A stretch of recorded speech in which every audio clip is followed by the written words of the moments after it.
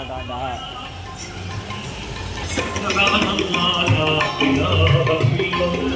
வேற பேசி உங்களுக்கு தெரியாது எட்டி பார்ப்பாங்கள ஆட்டோவில் அதான் தெரியும் மம்மியா.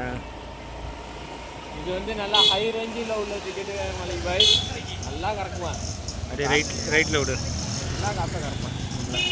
ஆனால் சீரியஸ் லவ் பண்ணலான்னு இருக்கேன். எங்கே என்ன பண்ணோம் ப்ராப்ளம் சீரியஸ் லவ் ஏமாத்துறதுக்கு தான் இருக்காதோ என் மலை போகலாம்ல. போ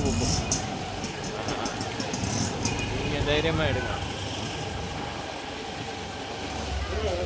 அப்படி நீ படிக்க